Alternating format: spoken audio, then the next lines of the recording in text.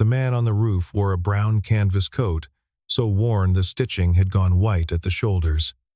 Below him, Claire Ashworth stepped out of the front entrance of her own building, looked up, and stopped. Brick dust covered his sleeves. A faded patch on the left arm caught the October light. She turned to June Lockhart at the front desk, her voice carrying cleanly across the courtyard. "Who hired someone wearing that onto my roof?" The man didn't look down. His hands kept moving, pressing the last tile into place, with the kind of precision that didn't need an audience. Garrett Holden came down the ladder the way he did everything without hurry, without wasted movement. He wiped his hands on a rag that lived in the back pocket of the coat and walked through the glass doors of Ashworth Development to the reception desk, where June had his check ready. She handed it to him with both hands, the way she handled things that mattered. "Roof looks good from down here," she said. "Should hold through winter." June nodded. Her eyes moved, just once, to the left sleeve of his coat, the patch there, so faded it was almost the same brown as the canvas. She'd seen patches like that before. Military, old military. She said nothing. Claire came through the lobby on her way to the elevator. She didn't look at Garrett. She looked at June. Next time, hire a company with a uniform. Garrett folded the check once and slid it into the chest pocket of the coat. He gave June a small nod and walked out. His truck was a 2004 Ford F-150 with rust around the wheel wells and a toolbox bolted to the bed. He drove it 6 minutes to Ashland Elementary, parked in the pickup lane, and waited. Noah came through the double doors with his backpack hanging off one shoulder and a library book pressed against his chest, like something he'd stolen. Dad, did you know golden eagles can see a rabbit from 2 miles away?" Garrett reached over and pulled the seatbelt across his son. 2 miles. It's in this book. And peregrine falcons can dive at 240 miles per hour. That's faster than most airplanes when they're landing. Which one flies highest? Noah opened the book to a page he'd already dog-eared. Golden eagle. But I like the peregrine better. Why? Because it's fastest when it's falling. Garrett looked at his son for a moment, then put the truck in gear.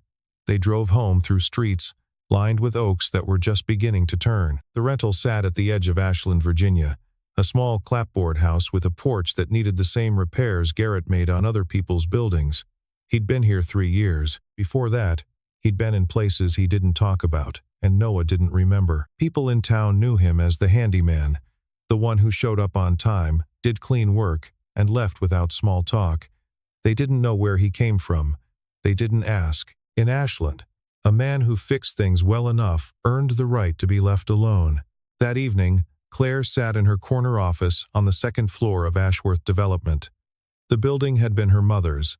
The company had been her mother's. Claire had inherited both at 23, after her mother's death, and had spent 12 years turning a regional firm into the largest commercial real estate developer between Richmond and Fredericksburg. Her phone lit up.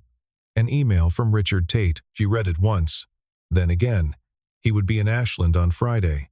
He wanted to attend the next shareholder meeting. He wanted dinner, just the two of us, like old times. Claire set the phone face down on the desk. Her hands moved to the edge of the mahogany surface and gripped it. The knuckles went white. June appeared in the doorway. She'd been about to say goodnight. She saw Claire's hands. She saw the phone turned over. "I'll lock up," June said. Claire didn't answer. June pulled the door closed, and the lock clicked softly behind her. 2 days later, Garrett was back on the Ashworth Development roof. June had called him. The drainage gutter on the east side was backing up, and she didn't trust the building management company Richard had approved 3 years ago to handle it without billing triple. Garrett quoted her a fair price. She told him to come Tuesday morning. He worked methodically, clearing debris from the gutter channels, checking the flashing around the HVAC units. But his hands weren't the only things working. Without thinking about it, Garrett's eyes moved across the property below camera positions, exits, the distance from the rear door to the nearest parked car. 40 feet. Open ground. He caught himself and stopped. That was another life. He turned back to the gutter. Claire found him in the second-floor hallway on her way back from the restroom. He was carrying a section of old downspout, and the coat was streaked with grime. "You're wearing it again," she said. He looked at her. "It still keeps me warm." Something in his voice made her pause. There was no defensiveness in it, no embarrassment, no performance of humility. It was the kind of answer that didn't need a follow-up. and Claire, who spent her days in rooms full of people performing, recognized the absence. She walked past him. At the end of the hallway, she glanced back. Just for a second, June saw something different. She'd gone to the break room for coffee and happened to look out the window that faced the second-floor balcony. Garrett was standing at the railing, looking down at the parking lot. His posture had changed, shoulders squared, weight centered, right hand resting near his belt. His eyes moved in a pattern left to right, near to far, then back the way a camera pans on a timer. June's coffee went cold in her hand. She had seen that stance before. Harold Lockhart, her late husband, had been a regional security officer at the American Embassy in Nairobi. Every time they entered a new building, Harold would find the highest vantage point and scan. He called it reading the room. She called it the thing that told her he was never off duty. She went back to her desk and typed Garrett Holden DSS into the search bar. Nothing. No public records. No LinkedIn. The kind of absence that, to someone who'd been married to a man in diplomatic security for 31 years, said more than a full page of results. She refined the search. Diplomatic security. Beirut. 2016. A photograph in a State Department newsletter, the U.S. ambassador to Lebanon at a press conference. Behind him, partially cut off by the frame, stood a man in a brown canvas coat. The face was half visible. The coat was unmistakable. June closed the browser. Then she picked up the phone and called Garrett about a leaking faucet in the first-floor bathroom. She scheduled the repair for Thursday evening, the same evening Claire had blocked off to work late. That night, Garrett sat on the porch of the rental house. Noah was asleep inside, the Eagle book open on his chest. Garrett folded the coat across his lap. His fingers passed over the faded patch on the sleeve, inside the chest pocket. Behind the fold where he kept his checks, there was a photograph wallet-sized, edges soft from years of being carried. A woman standing in front of a house in Falls Church, laughing at something outside the frame. He didn't take it out. He pressed his thumb against the fabric where it sat, feeling the slight thickness through the canvas. Then he hung the coat on the hook by the door and went inside. Claire closed the $12 million Ashland Crossing expansion the following Thursday. The investors sat across from her in the main conference room, 3 men from a Richmond capital group and 1 woman from a DC-based fund, and Claire dismantled every objection they raised with the precision of someone who had memorized the numbers so thoroughly they'd become instinct. She didn't consult notes. She didn't pause. When the lead investor asked about environmental remediation timelines, she cited the Phase 2 report from memory, down to the page number. They signed before lunch. June was waiting outside the conference room when the investors left. She held a leather portfolio in one hand and her phone in the other. The expression on her face told Claire that the portfolio wasn't about Ashland Crossing. Richard confirmed Friday, June said. He wants dinner. Private. Claire stood in the hallway, still holding the signed term sheet. 2 seconds passed. Then she said, "Book a restaurant. Somewhere crowded." June nodded and turned to go. She paused. The Italian place on Main has a corner table by the window. Full view of the room. That works. Behind the building, Garrett was replacing the hinges on the storage room door. The old ones had rusted through, and the door hung crooked in the frame. Claire walked out to check the progress. She told herself it was about the building, about maintenance oversight, but she stayed longer than checking required. Garrett worked with his hands bare, no gloves. He held the hinge plate flush against the frame, drove the first screw with 3 turns of the wrist, and moved to the next without looking up. Every motion connected to the one before it, fluid and automatic, the way a pianist's hands know the keys. "You work like you never need to think," Claire said. Garrett drove the last screw. "The door doesn't need me to think. The door needs the right hinge." Claire leaned against the wall beside the door frame. She didn't realize she'd done it. Leaning was not something she did in her own building. "How long have you been in Ashland?" 3 years. Before that, a lot of places. There was no evasion in it, no manufactured mystery. He simply didn't expand, the way a closed door doesn't explain why it's closed. Claire caught herself she was asking a handyman about his life, and straightened. "The door looks good," she said, and went back inside. That same afternoon, 600 miles away in Washington, Richard Tate made a phone call. The man on the other end was a board member of Ashworth Development named Paul Greer, who owed his seat to Richard's endorsement 8 years earlier. "I'm proposing an executive oversight committee at Friday's meeting," Richard said. Governance reform. Transparency. The kind of thing that looks responsible. And what does it actually do? Greer asked. It puts a layer between Claire and every decision she makes. Budget approval, vendor contracts, hiring above director level, all routed through the committee. She'll fight it. She'll lose. I have your vote, Briggs's vote, and Talmadge's vote. That's 4. She has 1. Greer was quiet for a moment. What's the endgame, Richard? The endgame is good governance, Paul. Richard's voice was warm. It was always warm. I'll see you Friday. Richard Tate arrived in Ashland on a Friday afternoon, in a black Cadillac Escalade, with a driver who didn't get out. He wore a charcoal suit, no tie, and the kind of shoes that had never touched a sidewalk that wasn't pressure-washed. He was 64 years old, silver-haired, square-jawed, the face of a man who had been photographed shaking hands with governors and senators for 3 decades. He walked into Ashworth Development, and the lobby changed. The receptionist stood up. 2 analysts passing through stopped and said good morning. A project manager Claire had promoted 6 months ago held the elevator door for him. Every person in the building greeted Richard Tate before they greeted Claire Ashworth, and every one of them did it naturally, without thinking. The way people tilt toward gravity. June stood behind the front desk, spine straight, face blank. Claire met Richard in the conference room. He opened his arms. She let him embrace her, her own arms at her sides. You look wonderful, he said. Your mother would be proud. He sat down. He asked about the Ashland crossing deal. He asked about revenue projections for Q4. He mentioned the family, our family, he said. The word "our" carrying a John that had nothing to do with DNA and everything to do with ownership. He talked about legacy, about the company Claire's mother had started, about how he'd stepped in after her death to keep things steady. I hear you've been hiring outside contractors, he said. A handyman, not through the building management company? June handles facilities. June should check with me first. 1 sentence. Claire heard every layer inside it. The subject wasn't a handyman. The subject was control. Who had it? Who was allowed to exercise it? And what happened when someone forgot the answer? That evening, they sat across from each other at the Italian restaurant on Main Street.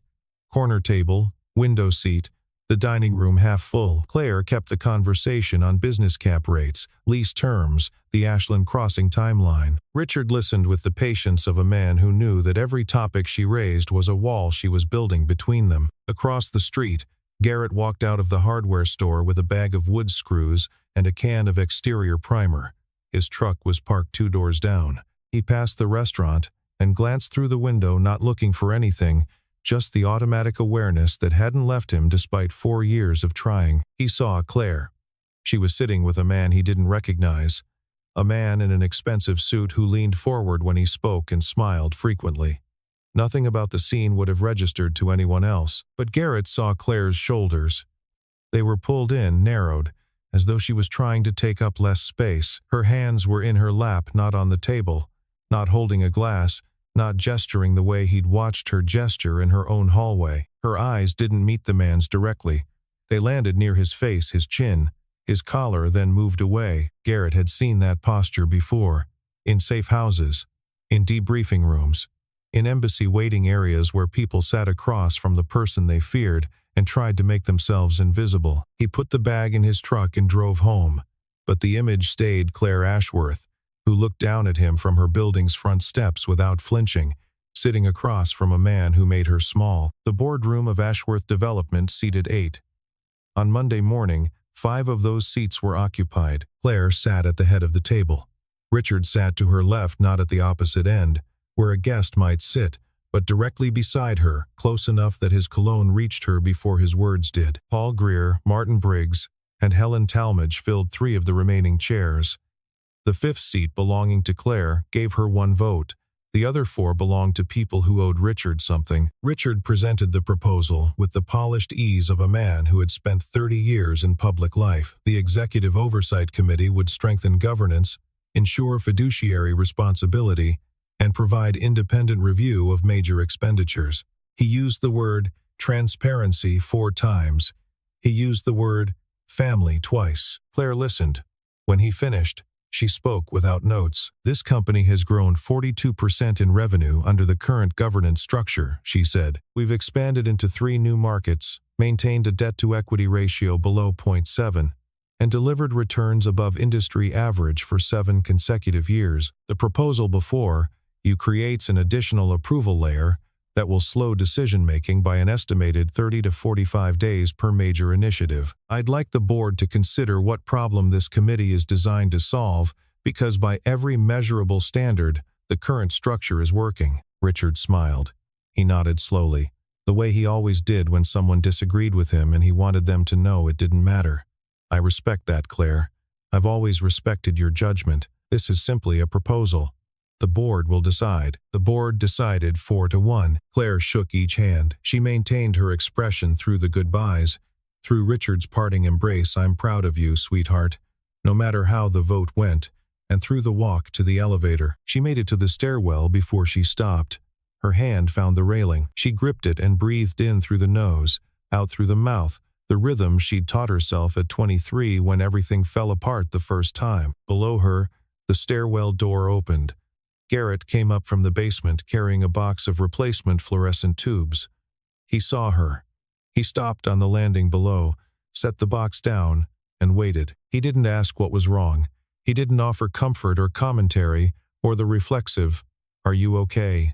that people use when they want the other person to say yes. Claire spoke without looking at him. "Someone just took something I spent 12 years building." Garrett was quiet for a moment. "They took it on paper. Whether they can actually take it is a different question." Claire turned her head. She looked at him, not at the coat, not at the handyman, at him.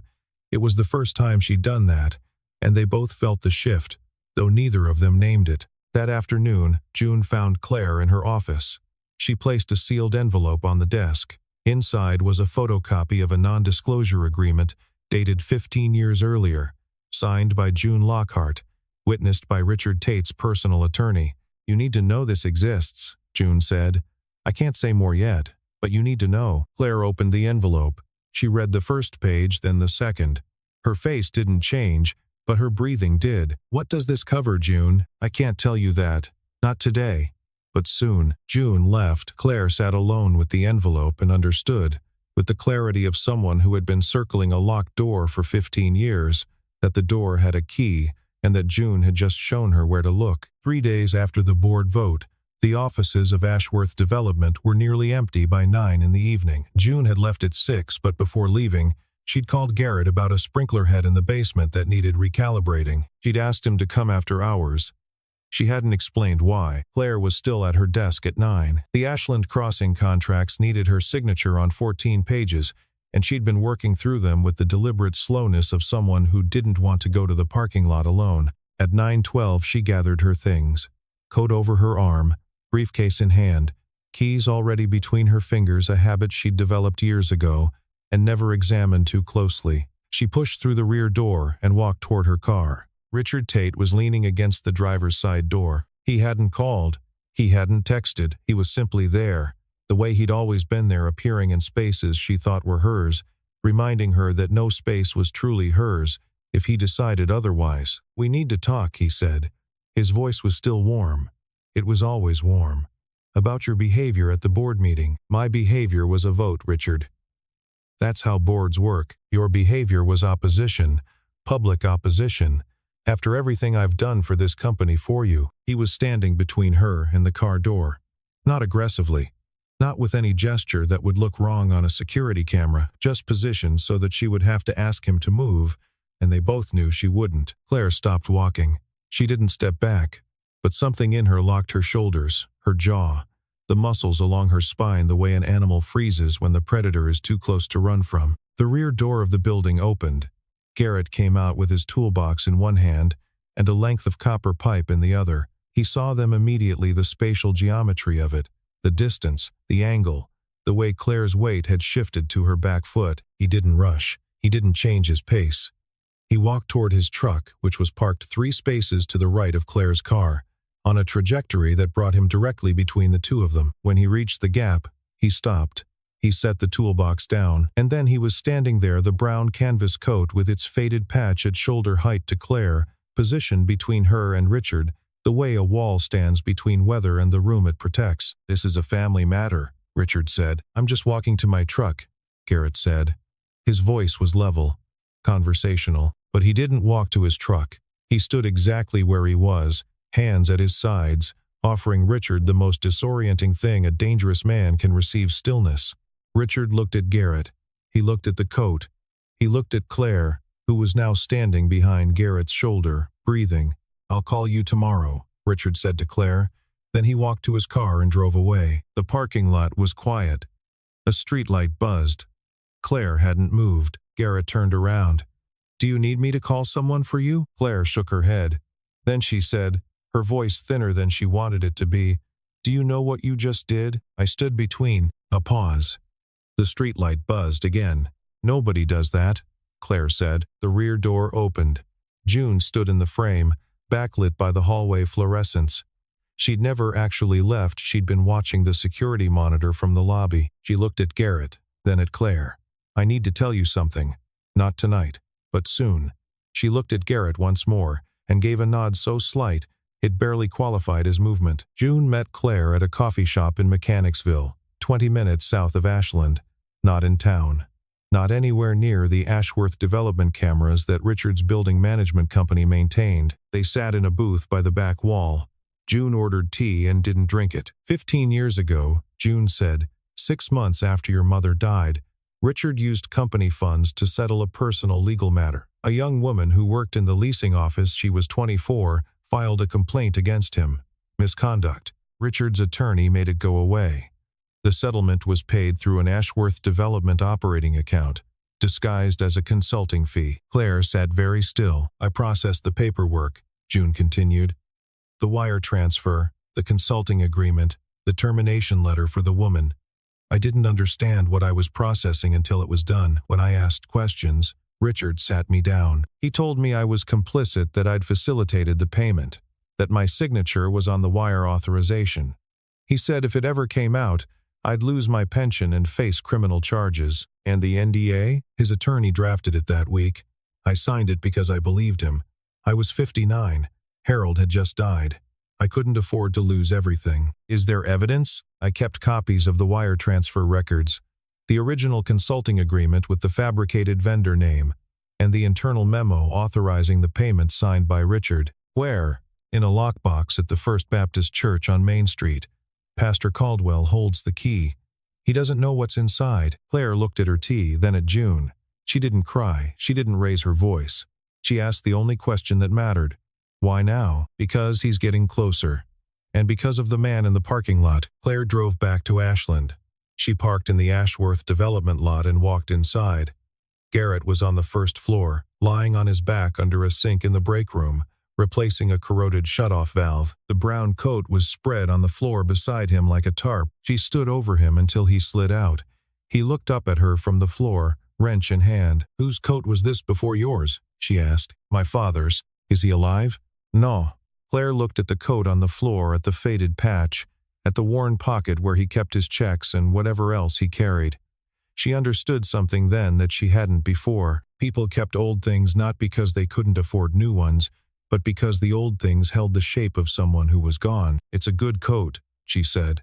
And for the first time, she meant it. That evening, Garrett made dinner for Noah. Macaroni and cheese from a box, applesauce and carrot sticks arranged on a plate with a precision that came from the same place as everything else Garrett did attention. Noah ate without looking up from his book. Dad, the library's doing a program on Saturday about migratory birds. Can we go? What time? 10. Miss Patterson is bringing a real osprey feather. We'll go. Noah smiled quick, uncomplicated. The smile of a child who trusts that we'll go means they'll go. Garrett cleared the plates and watched his son read, and for a few minutes the world was exactly the right size. 400 miles northeast, Richard Tate sat in his study and called his personal attorney. I want the oversight committee operational by end of month. New CFO appointment, someone from our list. Push the emergency session. Claire will fight it. Claire has 1 vote. Richard paused. And move the timeline up. I want the CFO seated before she figures out what the committee actually does. Claire hired an independent attorney not through Ashworth Development. not through any firm Richard had ever used. She found Margaret Chen through the Virginia State Bar's referral service, drove to her office in Richmond on a Tuesday afternoon, and laid the NDA on the desk. Margaret read it twice. Then she looked up. NDAs signed under duress, particularly those designed to conceal unlawful conduct, are voidable in Virginia. If the wire transfer records corroborate what you're describing, company funds used to settle a personal misconduct claim without board authorization, that's not just an NDA issue. That's potential fraud and breach of fiduciary duty. Can June testify without losing her pension? If the NDA is voided, the penalty clause is voided with it. But she'd need to be willing to go on record. Claire drove back to Ashland and called June from the parking lot. She told her what the attorney said. June was quiet for 10 seconds. Then she said, "I've been waiting 15 years for someone to ask me the right question. Tell me when." Claire sat in her car after the call ended. Through the windshield, she could see the front steps of Ashworth development. She could see the roof Garrett had fixed, the gutter he'd cleaned, the storage door he'd rehinged. Small repairs, quiet work. The kind of work that held a building together without anyone noticing until it stopped being done. On Saturday morning, Garrett drove Noah to the Ashland Public Library. The migratory bird program ran for an hour. Noah held the osprey feather with both hands and asked Miss Patterson 3 questions that made her pause before answering. On the way back, Garrett stopped at Ashworth Development to pick up a check June had left for him at the front desk. He parked at the curb. Noah stayed in the truck with his book. Claire came out as Garrett was coming down the front steps. They met on the middle step, her going down, him going down. A momentary pause as they adjusted to sharing the narrow space. Claire saw Noah through the truck window. The boy was reading, completely absorbed, one foot propped against the dashboard. "What's he reading?" she asked. It was the first time she'd asked about his son. "Book about raptors. He wants to know which one flies highest." "Which one does?" "Golden eagle. But Noah likes the peregrine falcon better." "Why?" "Because it's fastest when it dives." Claire looked at Garrett, not at the coat, at the man wearing it. A man who knew which bird his 9-year-old preferred and why. A man who answered questions about his son with the same direct simplicity he brought to everything else. No performance, no embellishment, just the fact and the warmth behind it. "He sounds like a good kid," she said. "He is." They stood on the step for a moment longer than the conversation required. Then Claire went to her car and Garrett went to his truck, and Noah looked up from his book just long enough to wave at the woman on the steps. She waved back. That evening, Richard sent an email to all board members. Emergency session in 48 hours to approve the appointment of a new chief financial officer. His candidate, a man named Donald Krieg, who had worked for Richard's personal investment fund for 6 years. The agenda was one item. The vote was expected to be 4-1. Claire read the email in her office. She closed her laptop and sat in the dark for a full minute. Then she opened it again and began to type. She had 48 hours. The clock had started. Claire moved before dawn. She called Margaret Chen at 6:15 in the morning and authorized the formal filing to challenge June's NDA. By 7, she had scanned the wire transfer records June retrieved from the lockbox at First Baptist and transmitted them to Margaret's secure server. By 9, she had drafted 2 letters identical, hand-signed, each containing a summary of the evidence and a request to postpone the emergency board session pending review. She sent them to Paul Greer and Helen Talmadge. Not Briggs was Richard's man completely, but Greer had a daughter Claire's age, and Talmadge had been Claire's mother's first outside hire. Claire was betting on conscience. It was the only card she had left. By noon, Richard knew. He arrived at Ashworth Development at 2:17 in the afternoon. No call ahead, no smile. The Escalade pulled into the reserved spot that had his name on it, a spot Claire had never removed, because removing it would have been a declaration of war, and until now, she'd been fighting a holding action. He walked through the lobby. June stood up from behind the front desk. "You don't have an appointment," she said. Richard looked at her the way he'd looked at her 15 years ago, in the office where he'd made her sign the NDA. "I don't need an appointment, June." He walked past her and pushed open the door to Claire's office. Claire was standing behind her desk. She'd heard the Escalade. She'd heard June. She'd had 40 seconds to decide whether to sit or stand, and she'd chosen to stand. Because 12 years of running this company had taught her that the person standing controls the room. Richard closed the door. When he turned to face her, the warmth was gone from his voice for the first time in Claire's memory. "What do you think you're doing?" he said. "Do you think you can do this to me? I built this company. I kept the roof over your head when your mother died. I kept you fed, kept you in school, kept this family together when everything was falling apart. And this is how you repay me?" "My mother built this company," Claire said. Her hands were flat on the desk. Her voice was steady. "She built it before she ever met you." Richard stepped toward her. The door opened. Garrett stood in the frame. He didn't speak. He stepped inside and moved to Claire's right, not in front of her this time, but beside her. The brown coat with its faded patch was at Richard's eye level, close enough to read the ghost of the insignia if the light had been better. Garrett looked at Richard. His voice was low and even, carrying no more weight than a man asking about the weather. "Miss Ashworth, do you want him here?" "No," Claire said. Garrett looked at Richard. She answered. Richard stared at Garrett.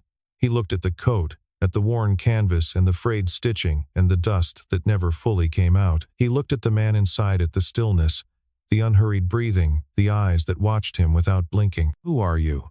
Richard said. "The roofer." The room held its breath.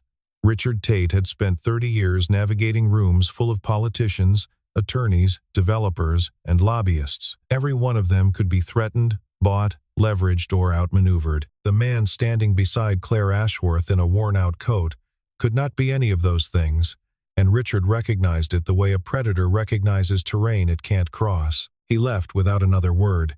His footsteps echoed down the hallway, through the lobby and out the front door. The escalade started. The tires rolled over the pavement, and then he was gone. The emergency board session convened Thursday morning. 5 seats, 5 members. Richard sat to Claire's left, but this time a 6th person occupied the room, Margaret Chen, Claire's independent attorney, seated against the wall with a banker's box at her feet. Richard saw the box. His right hand moved to his tie and adjusted it, the only tell he'd allowed himself in 30 years. Paul Greer spoke first. He requested a postponement. Helen Talmadge seconded. The vote to delay passed 3-2 Greer, Talmadge, and Claire, and then Margaret Chen addressed the room. She laid out the facts without raising her voice. A settlement paid from company funds without board authorization. A fabricated consulting agreement. An NDA signed under duress. She filed a formal request to authorize an internal investigation. The motion to investigate passed 3-2. Richard said nothing. His attorney sent a letter of resignation from the board the following week.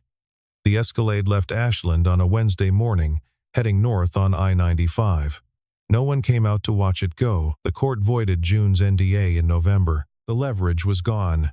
The silence was broken. Claire signed the board restructuring documents on a Thursday afternoon. June stood beside her desk, watching the pen move across the signature lines. "You should retire, June. For real this time. I'll retire when I feel like it." Claire looked up. June was almost smiling, the closest she'd come in 15 years. Claire didn't say thank you. Some debts were too large for the phrase. She just nodded, and June nodded back. And the silence between them held more than any words could have carried. That afternoon, Garrett came to collect the tools he'd left in the basement, a pipe wrench, a basin wrench, and a headlamp he'd hung on a nail by the water heater. He packed them into his toolbox and carried it up to the first floor. Claire met him in the hallway. She looked at the coat, at the patch, at the worn shoulders, at the pocket where he kept things that mattered. "I owe you a new coat," she said. "I don't need a new coat." "I know, but I owe you one." The hallway was quiet. Afternoon light came through the transom window above the front door and laid a bar of gold across the floor between them. "Do you want coffee?" Garrett said. "Noah's waiting in the truck. He'll tell you about peregrine falcons if you ask." Claire looked at him. Not at the coat, not at the handyman, at the man who had stood between her and the thing she feared most, twice, without being asked, without expecting anything, wearing a dead man's coat because it was the last warm thing his father had left him. She didn't answer with words. She walked beside him through the front door and down the steps to the parking lot. Noah was sitting in the bed of the truck with his book open across his knees. He looked up when he heard footsteps. Garrett opened the passenger door not for show, just from habit, the way he did everything, and Claire climbed in. The truck pulled out of the lot and turned onto Main Street. Noah leaned through the rear window and said, Did you know peregrine falcons can see UV light? That means they see colors we can't even imagine.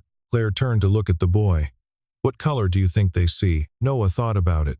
Something between purple and a sound. Garrett glanced at Claire. She was looking at his son with an expression he hadn't seen her wear before, unguarded, curious, present. The coat hung between them on the bench seat, folded the way he always folded it.